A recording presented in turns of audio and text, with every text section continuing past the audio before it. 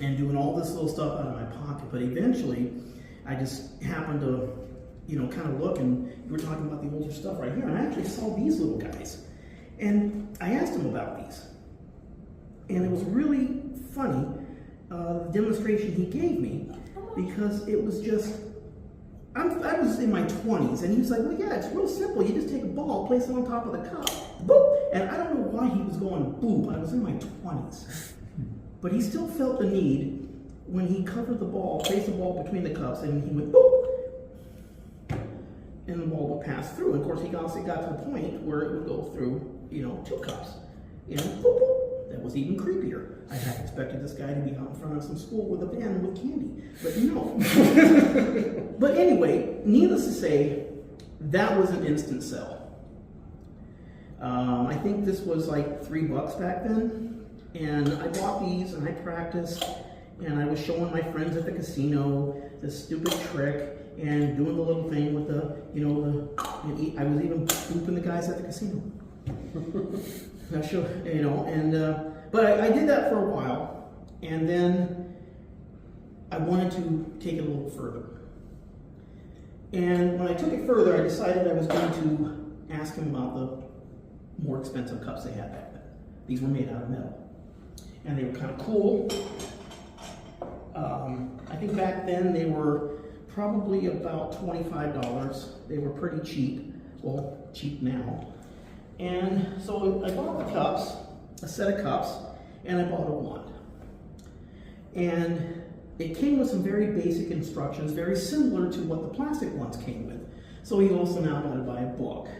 And in addition to the 3 metal cups, you're not using the little puff balls anymore. Because, now you're using the little red crochet balls. And that was a great thing about these little guys, because you could use these little guys and you can do all kinds of funny things with them, vanish them, and make them make it reappear on the floor. That's how wonderful these things were. So now you get the metal cups, and now you want to start doing the fancy sights. You start doing the really cool stuff. You start doing the little vanishes. You put the ball in the hand, you give it a wave of the wand, and the ball will disappear.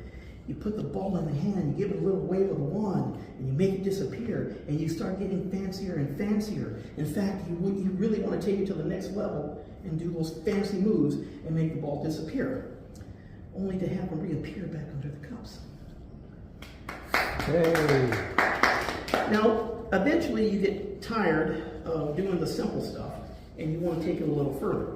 In fact, you can make this ball vanish, like so, and have it reappear under the center cup.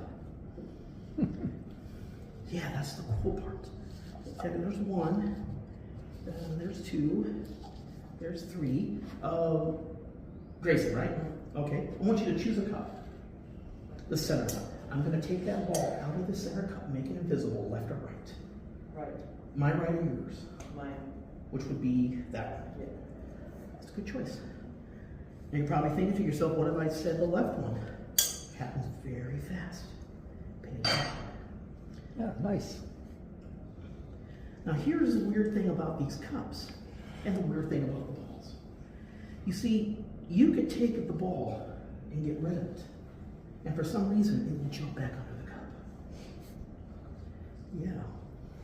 You can do that with any number of these cups. You can always take the ball, get rid of it, and it'll always end up back under the cups. And all people accuse me of like, well, you are doing some type of fancy stuff under there.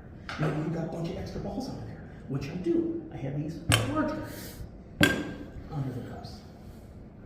But I want you guys to remember that we all started somewhere.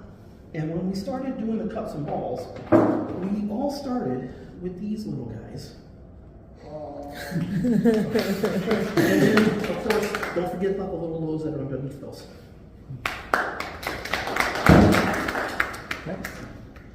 Are you guys familiar with this? Mm-hmm.